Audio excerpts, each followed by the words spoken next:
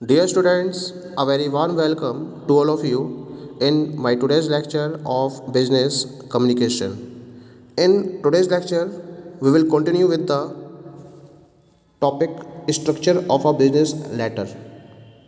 यानी कि previous lecture में मैंने टॉपिक स्टार्ट किया था व्यापारिक पत्र का स्वरूप। उसी को आगे बढ़ाते हुए आज के लेक्चर में हम इसके रेस्ट ऑफ द पॉइंट्स को डिस्कस करेंगे। जैसा कि प्रीवियस लेक्चर में मैंने आपको बताया था कि व्यापारिक पत्र को हम कई भागों में बांट सकते हैं, जिसमें पहला था शीर्षक, दूसरा दिनांक, फिर पाने वाले का नाम एवं पता, उसके बाद अभिवादन, विषय शीर्षक, पत्र का मुख्य भाग, अंतिम प्रशंसात्मक भाग, हस्ताक्षर पद, संलग्न, पुनश्च, टाइप लिपिक के हस्ताक्षर। इनमें से प्रीवियस लेक्चर में मैंने आपसे शीर्षक, दिनांक एवं पाने वाले का नाम एवं पता, इन तीन भागों के बारे में प्रॉपर डिस्कशन किया था। एक आज के लेक्चर में हम बाकी के बचे हुए भागों को डिस्कस करेंगे। चौथा रहता है इसके अंदर, this is about the salutation, यानी कि अभिवादन। जब दो व्यक्ति आपस में मिलते हैं तो वार्ता प्रारंभ करने से पूर्व उनके द्वारा कुछ शब्दों का चयन किया जाता है, जैसे कि गुड मॉर्निंग, राम राम, नमस्कार, जय श्री कृष्णा इत्यादि शब्द होते हैं। उसी तरीके से जब आप पत्र द्वारा भेंट करते हैं किसी दूसरे व्यक्ति से, तो वार्ता प्रारंभ करने से पूर्व आपको कुछ शिष्टाचार पूर्ण शब्दों का प्रयोग किया जाना चाहिए, और जो शिष्टाचार पूर्ण शब्द आपके द्वारा प्रयोग में लाए जाते हैं उन्हें हम अभिवादन का नाम देते हैं या सैल्यूटेशन का नाम देते हैं। ठीक है। होता क्या है कि जब आप अभिवादन देते हैं तो कोई दिक्कत नहीं होती है, लेकिन अगर आप अभिवादन नहीं देते हैं तो ये बहुत खलता है। ऐसा लगता है कि कहीं ना कहीं आपने रेस्पेक्ट में कमी कर दी है। और क्योंकि जो व्यापारिक पत्र होते हैं वो प्राइवेट पत्रों की अपेक्षा ज़्यादा औपचारिक ढंग से लिखे जाते हैं, यानी कि उसके अंदर एक फॉर्मेलिटी ज़्यादा होती है, इसलिए उसमें जो प्रयोग किया जाने वाला अभिवादन का ढंग होता है वो प्राइवेट पत्रों से बिल्कुल ही अलग होता है। व्यापारिक पत्रों में जो अभिवादन पाते हैं उनका नाम और पता नीचे दिया जाता है, और इसका रूप लेखक और प्राप्तकर्ता के बीच व्यक्तिगत संबंधों के अनुसार भिन्न भिन्न होता है। ये डिपेंड करता है कि आपके रिलेशंस कैसे हैं जिसे आप पत्र भेज रहे हैं। जैसे मैंने कुछ यहाँ एग्जाम्पल दिए हैं। पहला दिया मैंने व्यक्तियों को पत्र लिखते समय। तो व्यापारिक पत्र जब आप आपके द्वारा लिखे जाते हैं तो आप शब्द का यूज़ करते हो, जैसे कि डियर सर, प्रिय महोदय, डियर मैडम, प्रिय महोदया, या केवल आप सर या मैडम का भी प्रयोग कर सकते हैं।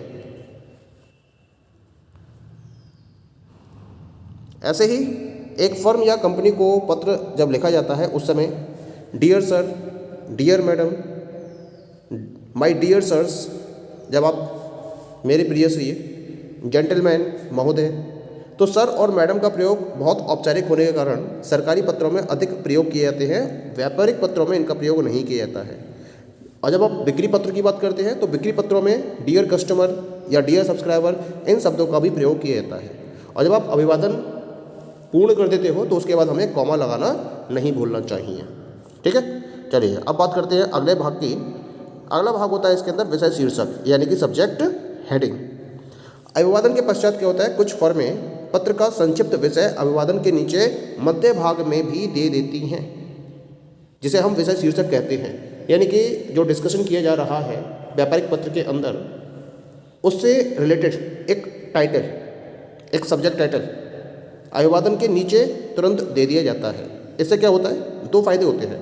जो पत्र पढ़ने वाला है उसका ध्यान आकर्षित हो जाता है और वह विषय को सही से समझ के चलता है, शीघ्रता से समझ लेता है।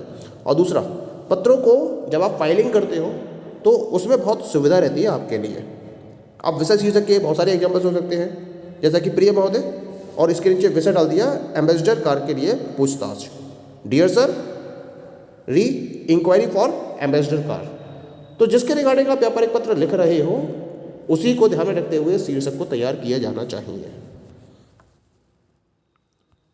अगला भाग आता है इसके अंदर पत्र का विषय, बॉडी ऑफ द लेटर। सबसे इम्पोर्टेंट पार्ट यही होता है और इसमें हम क्या लिखते हैं, जो संदेश हमें भेजना होता है वो इस बॉडी ऑफ द लेटर यानी कि पत्र के विषय में लिखा जाता है और इसे हमें बहुत सावधानी से लिखना चाहिए और पत्र के सभी लक्षणों को ध्यान में रखते हुए ही इस भाग को लिखा जाना चाहिए। इसके 3 अंग होते हैं बॉडी ऑफ द लेटर के। पहला होता है प्रारंभिक यानी कि ओपनिंग, फिर दूसरा होता है मुख्य विषय यानी कि मिडिल और तीसरा होता है सारांश यानी कि द एंड। तो पहले हम बात करते हैं प्रारंभिक भाग की। यह पत्र का इंट्रोडक्टरी पार्ट यानी कि परिचयात्मक भाग होता है और इसकी स्थिति के कारण इसका विशेष महत्व होता है। यानी कि यहाँ से जो पढ़ने वाला है, जो सब्जेक्ट आप लिखोगे, जो इंट्रोडक्शन दोगे, उसके हिसाब से पढ़ने वाले के मस्तिष्क पर इसका बहुत बड़ा प्रभाव पड़ता है और आने वाली बातों के लिए वो उसी तरीके से तैयार रहता है जिस तरीके से आपने प्रारंभिक में विषय की शुरुआत करी है। एक कहावत आपने सुनी होगी, अगर प्रारंभ अच्छा है तो आधी सफलता मिली समझिए, यानी कि well begun is half done. इसी वजह से आपका इंट्रोडक्टरी पैराग्राफ इस तरह से होना चाहिए जिससे कि पाठक के मस्तिष्क में एक इंटरेस्ट क्रिएट हो जाए, एक रुचि पैदा हो जाए, एक कौतूहल पैदा हो जाए और वो ये जानने के लिए उत्सुक रहे कि आगे क्या कहना चाह रहे हो आप, ये जानने की उसके अंदर एक उत्सुकता रहनी चाहिए। इस तरह से आपको इंट्रोडक्टरी पार्ट को लिखना चाहिए। हालांकि होता क्या है कि जब शुरुआत की जाती है तो इस पर बहुत ज़्यादा फोकस नहीं किया जाता है, बहुत कम सावधानी रखी जाती है और उसी वजह से ये प्रभाव डालने में असमर्थ हो जाता है। दूसरे पार्ट की बात करते हैं हम। इसमें दूसरा है अंग इसका मुख्य विषय। पत्र के इस भाग में वह वास्तविक संदेश लिखा जाता है जिसकी सूचना प्राप्तकर्ता को आपको देनी है। अब जिसके बारे में आप पत्र लिख रहे हो वो इन्फॉर्मेशन इस पर्टिकुलर पार्ट में प्रोवाइड की जाती है। ये संदेश कैसा होता है, संक्षिप्त। अब संदेश 2 तरीके से हो सकता है, या तो संदेश आपका संक्षिप्त होगा या फिर लंबा है। अगर संक्षिप्त है तो आप इसको एक पैराग्राफ में लिख सकते हैं और अगर लंबा है तो स्वभाव के आधार पर उसके कई पैराग्राफ बनाए जा सकते हैं। एक नवीन पहलू के लिए आपको एक अलग पैराग्राफ रखना ही चाहिए और अगर आपका सब्जेक्ट बहुत जटिल है, बहुत कॉम्प्लेक्स है, तो प्रत्येक पैरा को शीर्षक के साथ में देना चाहिए और संभव हो तो ये ध्यान में रखिए कि हर एक पैराग्राफ को आपको छोटा ही लिखा जाना चाहिए। बहुत ज़्यादा लेंथी आपको पैराग्राफ नहीं लिखना है।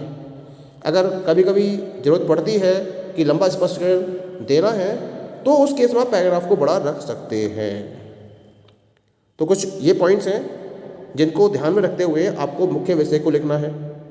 अगर 2 से ज़्यादा अधिक पृष्ठ है पत्र में आपके, तो हमें क्या करना है, विशेष रूप से छपाए गए अनुवृत्ति यानी कि कॉन्टिन्यूएशन शीट्स का ही प्रयोग करना चाहिए और नीचे टू बी कंटिन्यूड इस तरह से एक लाइन लिख देनी चाहिए जिससे कि ये पता चल जाए कि अगले प्रश्न में भी जानकारी दी जा रही है। ठीक है। अच्छा, अब हम बात करते हैं तीसरे भाग की। इसकी तीसरा होता है सारांश। किसी पत्र को समाप्त करना उतना ही कठिन है जितना कि उसे प्रारंभ करना। पत्र के अंतिम भाग का उद्देश्य संदेश को संक्षेप में दोहराकर प्राप्तकर्ता को कार्य के लिए प्रेरित करना होता है। यानी कि अंतिम पैराग्राफ की भाषा विश्वासजनक, प्रभावशाली एवं प्रेरणात्मक होनी चाहिए। अगर आपका पैराग्राफ औपचारिक और प्रेरणाहीन है तो सब कुछ बेकार हो जाएगा। जितना कुछ आपने लिखा है, जितनी मेहनत करी है पत्र में, वो कुछ भी उसका फ़ायदा नहीं मिलेगा आपको। इसी वजह से इस पैराग्राफ के लिखने पर हमें विशेष ध्यान दिया जाना चाहिए। तो जब आप सारांश लिख रहे हैं, कंक्लूजन लिख रहे हैं, तो इसमें 2 बातें ध्यान रखनी है। सबसे पहला तो अपूर्ण वाक्य इस भाग में लिख दिए जाते हैं जो अनुचित होती है, तो हमें अपूर्ण वाक्य नहीं लिखने हैं, हमें पूर्ण वाक्य को लिखना है और इन्हें पूर्ण करने के लिए हमें अंतिम प्रशंसात्मक वाक्य में अतिरिक्त शब्द बढ़ाने पड़ते हैं। तो जरूरत ना पड़े हमें इसके लिए, हम पहले से ही सारांश में इसको इंक्लूड कर लेते हैं। जैसे विश्वास करते हुए कि यह पत्र आपको यथा समय मिल जाएगा, हम हैं प्रिय महोदय आपके शुभचिंतक। तो ये क्या होता है, ये बड़ा अटपटा सा लगता है। तो इसी वजह से जब आप अंतिम पैराग्राफ को लिख रहे हैं तो यथासंभव पूर्ण वाक्य से ही समाप्त करना चाहिए। ठीक है। दूसरा क्या ध्यान रखना चाहिए आपको कि पत्र में कार्य होने से पहले धन्यवाद देना उचित नहीं है। तो इसी वजह से जब तक आपका कार्य संपूर्ण ना हो जाए तब तक धन्यवाद नहीं दिया जाना चाहिए। तो व्यापारिक पत्रों में आप कुछ वाक्यों से ही समाप्त करना भी उचित नहीं लगता है, जैसे शुभ भावनाओं के साथ, अत्यंत आदर के साथ। तो कुछ ऐसे शब्द हैं जिनका प्रयोग करने से आपको बचना चाहिए। जब कार्य समाप्त हो जाए तब आप धन्यवाद दे सकते हैं, लेकिन जब तक कार्य समाप्त नहीं हो रहा है तब तक धन्यवाद जैसे शब्दों का प्रयोग भी नहीं करना चाहिए। ठीक है। Now we come to the next one. अगला भाग है पत्र का अंतिम प्रशंसात्मक वाक्य यानी कि कॉम्प्लीमेंट्री क्लॉज। जब आप मौखिक वार्तालाप समाप्त करते हो तो विदा लेते समय जो व्यक्ति हैं वो आपस में नमस्कार करते हैं। किस वजह से होता है? ये अंतिम प्रशंसात्मक वाक्य होते हैं, दोनों व्यक्तियों के बीच बात के खत्म होने का सूचक होते हैं ये। इसी वजह से जब आप पत्र का विषय समाप्त करते हैं तो कुछ शिष्टाचारपूर्ण शब्दों का प्रयोग करते हैं जो ये इंडिकेट करते हैं कि आपका पत्र यहाँ समाप्त हो रहा है, जिन्हें हम अंतिम प्रशंसात्मक वाक्य भी कहते हैं। वाक्य पत्र के विषय की अंतिम लाइन से 2 या 3 स्पेस नीचे इन्हें लिखा जाता है और सीधे व उल्टे हाथ के मार्जिनों के बीच इस प्रकार प्रदर्शित किया जाता है कि संपूर्ण पत्र के साथ उसका समन्वय हो जाए।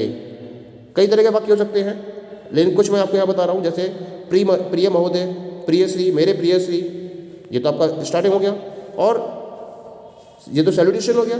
और अंतिम प्रशंसात्मक वाक्य क्या होंगे इसके संदर्भ में? आपका शुभचिंतक या फिर आपका विश्वासी या सद्भावी या फिर आपका अत्यंत विश्वासी, और उसके बाद आपको कॉमा लगाना चाहिए। ठीक है।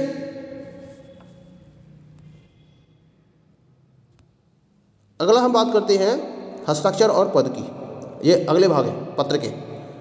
जब आप अंतिम प्रशंसात्मक वाक्य को लिख देते हैं तो उसके थोड़ा नीचे और सीधे हाथ की ओर हस्ताक्षर इस तरीके से आता है कि वह सीधे हाथ के मार्जिन तक समाप्त हो जाए। पत्र तभी समाप्त माना जाता है जबकि उस पर लेखक अपने हस्ताक्षर कर दे। हस्ताक्षर के ही आधार पर पत्र की जिम्मेदारी निश्चित की जा सकती है। हस्ताक्षर के अंतर्गत लेखक का नाम एवं उसका पद भी दिया जाता है। किस पद से वो बिलोंग करता है, उसका डेजिग्नेशन क्या है, उसका नाम क्या है और उस पर उसके सिग्नेचर, तब उसको हम कंप्लीट मानते हैं पत्र को। अगला है इसके अंदर संलग्न यानी कि एनक्लोजर्स। कभी कभी आप क्या करते हो, जो मुख्य पत्र है उसके साथ में कुछ डॉक्यूमेंट्स, कागजात जैसे कि चेक, बिल्टी, प्रलेख, पुराने पत्रों की प्रतिलिपियाँ, खाता विवरण इत्यादि भी भेजते हो। ऐसी दशा में जो भी डॉक्यूमेंट पत्र के साथ में आपके द्वारा भेजे जा रहे हैं, क्या करना है, उन्हें एनक्लोजर के नाम से आपको पत्र के नीचे उनका पूरा वर्णन देना जरूरी होता है, क्योंकि इससे पता रहता है कि पत्र के साथ में कौन कौन सी चीज़ें अटैच की गई हैं, कौन कौन से डॉक्यूमेंट्स लगाए गए हैं। जैसे होता क्या है, जब आप नीचे अंतिम प्रशंसात्मक वाक्य लिख देते हो, अपने सिग्नेचर दे देते हो, डेजिग्नेशन डिफाइन कर देते हो, तो उसके बाद लेफ्ट साइड में एनक्लोजर यानी कि संलग्न पत्र के नाम से जितने भी एनक्लोजर आपने लगाए हैं, पॉइंट 1, पॉइंट 2, पॉइंट 3 करते हुए इनके बारे में एक प्रॉपर डिस्क्रिप्शन आप दे देते हो। ठीक है। इसका आता है अगला पुनश्च यानी कि पोस्ट स्क्रिप्ट। हालांकि होता क्या है, जो पुनश्च है उसके लेख पाठक पर बुरा प्रभाव डालते हैं, क्योंकि इससे यह प्रकट होता है कि लेखक असावधान रहा है। इसलिए जहाँ तक संभव हो हमें इस पोस्ट स्क्रिप्ट से बचना चाहिए, लेकिन कभी कभी ये बहुत आवश्यक हो जाते हैं। जैसे कि जब पत्र लिखने से बाद किंतु डाक में छोड़ने से पहले कोई नवीन घटना ऐसी हुई है जिसकी सूचना प्राप्तकर्ता को देना आवश्यक है, तो हम क्या करते हैं, इस प्रकार बाद के विचारों को पत्र में पुनश्च का शीर्षक देकर लिखा जाता है। यानी कि पत्र में जो जानकारी छूट जाती है उसे हम PS पोस्ट स्क्रिप्ट पुनश्च के नाम से देते हैं पत्र में। और फिर इसके बाद जब आप पूरा इन्फॉर्मेशन दे देते हो PS के नीचे, तो वहाँ लेखक के हस्ताक्षर होने भी जरूरी होते हैं। बिक्री के पत्रों में ग्राहकों का ध्यान आकर्षित करने के लिए पुनश्च की युक्ति का प्रयोग किया जाता है, क्योंकि ये दिखाया जाता है कि ये ऑफर अभी आया था तुरंत और आपको ये ऑफर अभी दिया जा रहा है। इसी वजह से PS देकर जो सेल्स लेटर्स होते हैं उनमें इसका सबसे ज़्यादा प्रयोग किया जाता है, जिससे कि कस्टमर्स क्या हो जाए, अट्रैक्ट हो जाए। जैसे आपने संलग्न दे दिया, तो संलग्न के लिए नीचे आपने पुनश्च दे रखा है, एग्जाम्पल दे रखा है नीचे मैंने कि हमें खेद है कि हमारे विक्रय प्रतिनिधि श्री अरोड़ा को यात्रा प्रारंभ करने में 1 सप्ताह की देर हो जाएगी। तो आपने क्या करा, जो जानकारी छुटी हुई थी पत्र में वो जानकारी पुनश्च के अंतर्गत दे दी जाती है पत्र में। अगला इसमें लास्ट भाग आता है पत्र का टाइप लिपिक के हस्ताक्षर, यानी कि टाइपिस्ट इनिशियल। कभी कभी पत्र का टाइप करने वाला क्लर्क या लिपिक पत्र के उल्टे हाथ के निचले कोने में अपने संक्षिप्त हस्ताक्षर कर देता है। बड़े बड़े कार्यालयों में कई टाइपिस्ट हुआ करते हैं।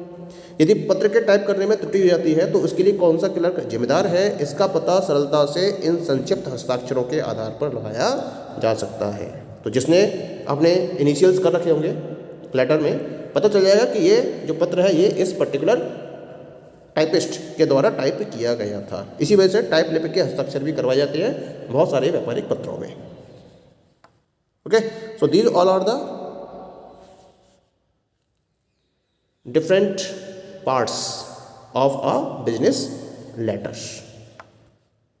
Okay, thank you.